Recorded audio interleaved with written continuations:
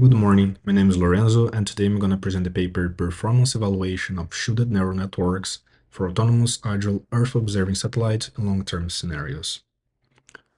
First, talking about the satellite scheduling problem, here we want to maximize the weighted sum of imaged targets considering the target's priority, and it's subjected to some constraints that I'm going to talk about later. We are using deep reinforcement learning to solve the problem, because of its potential for onboard closed-loop decision-making and because we can account for nonlinear dynamics and complex constraints. But using autonomous scheduling can bring some safety concerns. The novelty of this work. Some previous work showed that we can provide safety guarantees when using deep neural network for satellite scheduling using shields.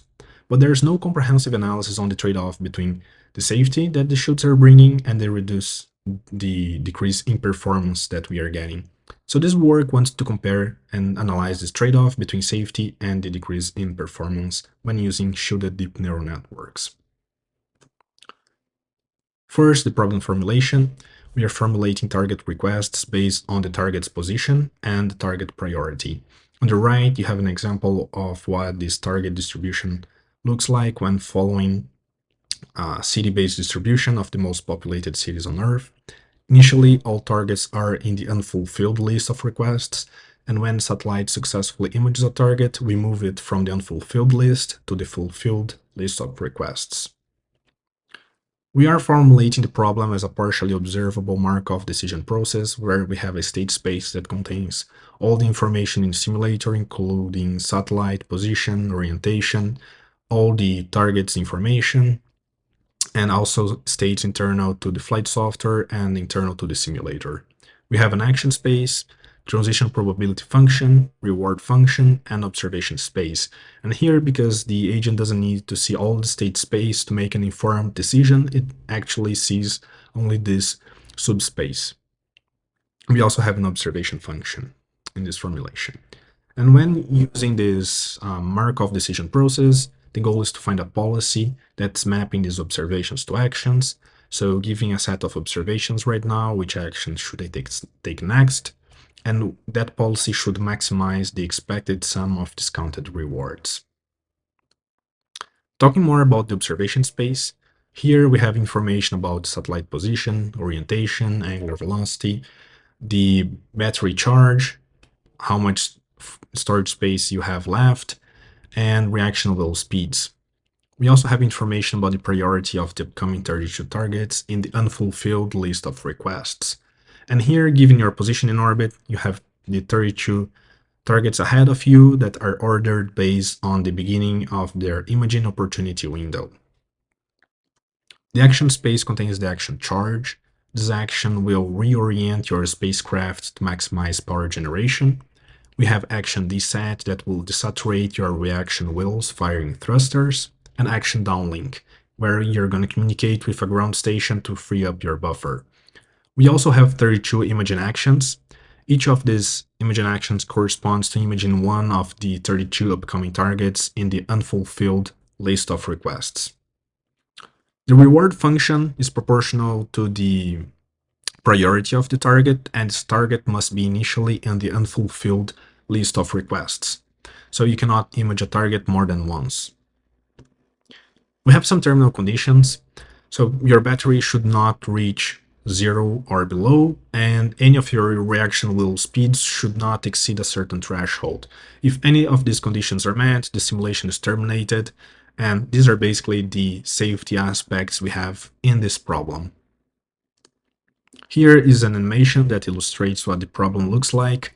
We have the satellite ground track in red, and it's aiming at some targets, and that's shown by this dashed red line.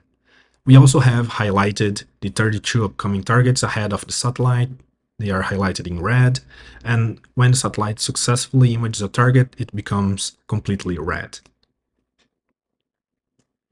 As I mentioned, the goal is to find this policy that maximizes the expected rewards, and we can find this policy using deep reinforcement learning. It's a way that the policy is interacting with the environment through actions and receiving observations and rewards. And in this process, we can optimize this policy. When using deep reinforcement learning, this policy is parameterized by a deep neural network. We implemented this simulation in BSKRL, and BSKRL is a Python package for reinforcement learning studies for spacecraft tasking, and it combines Basilisk with Gymnasium. Gymnasium is a standard Python package that provides an interface for reinforcement learning, and Basilisk is a high-fidelity astrodynamic simulation software. It's written in C and C++, making it very fast and very useful for reinforcement learning studies. Also, it accounts for the nonlinear dynamics and constraints. So, for example, if the agent decides to image a target, it's not guaranteed to be successful. In reality, Basilisk will propagate that simulation forward and will check if you are within the observation window. It will check the angle between your instrument and your target, and also your relative angular rate to see if it's within some constraints. Similarly, if you're taking action charge, it's not guaranteed to charge because you need to have solar incidence, and also depending on your angle, it will change how much power you are generating.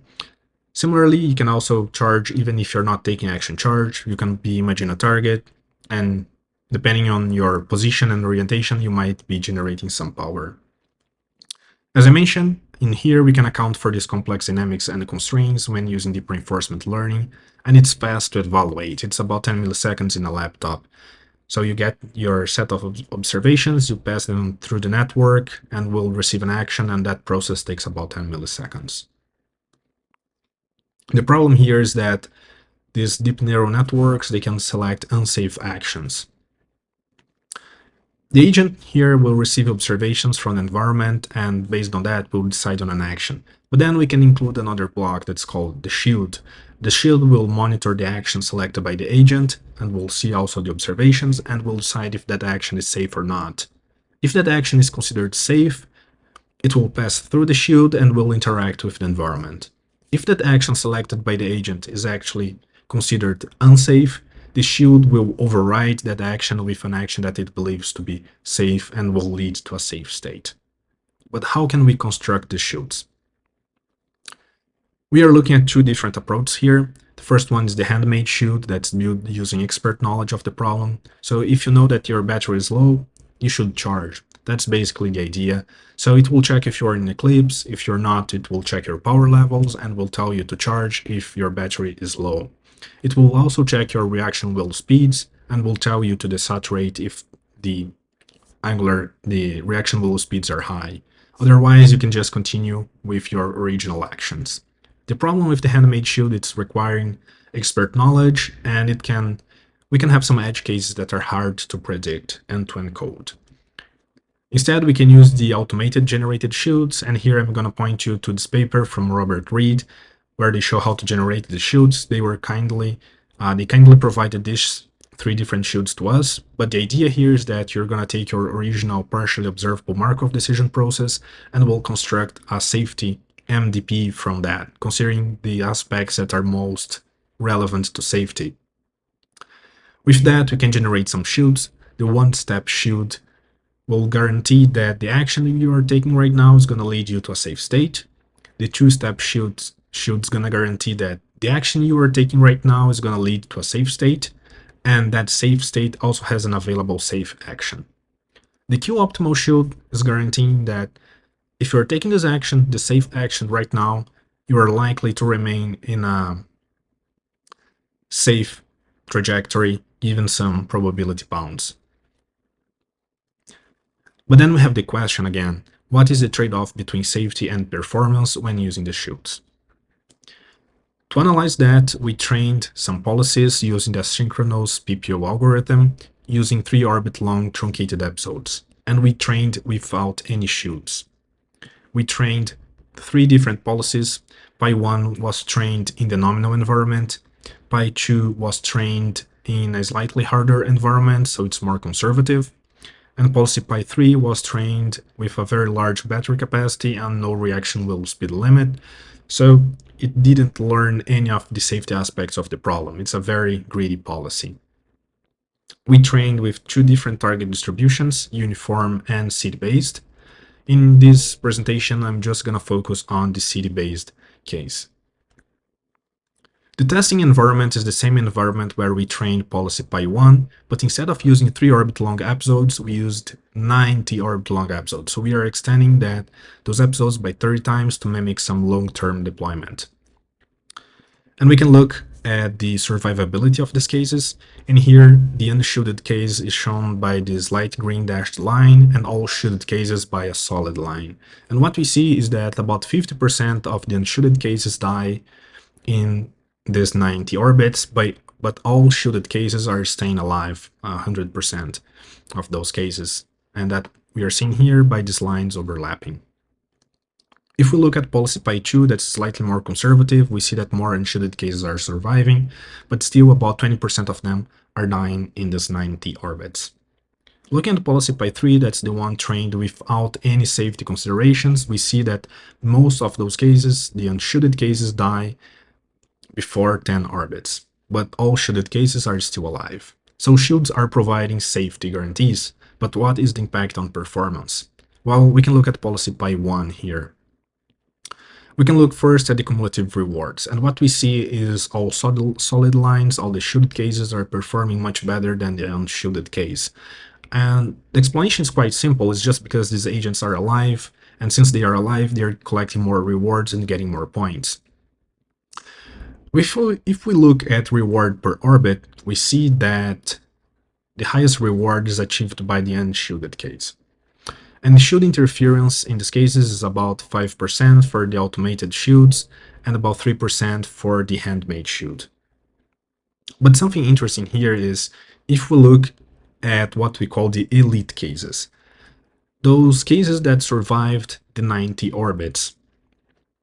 And what we see here on the right now is that all the lines are overlapping. We don't see any difference between shielded and unshielded cases. This is showing that the shielded cases are comparable to the most performing unshielded cases in terms of cumulative reward. The difference here is that only 43% of unshielded cases survived these 90 orbits, compared to 99% or more of the shielded cases, showing that on the long run, we are not losing performance when shielding these policies.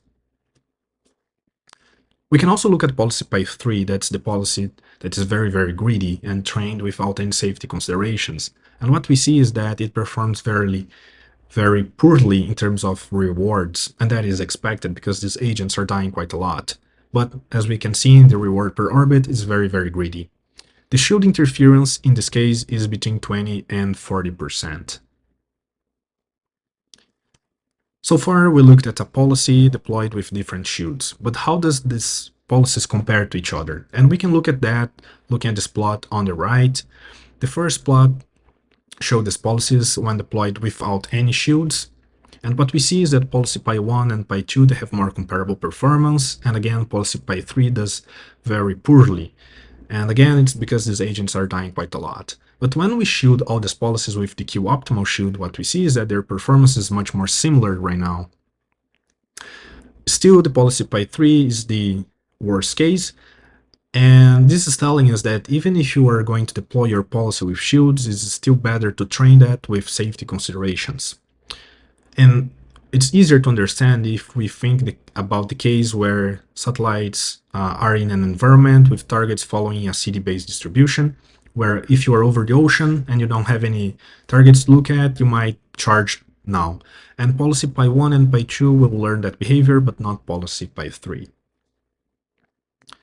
The conclusions we have from this work are that shields are providing safety guarantees, even in episodes 30 times longer than training, and we are not seeing significant impacts on performance on the long run.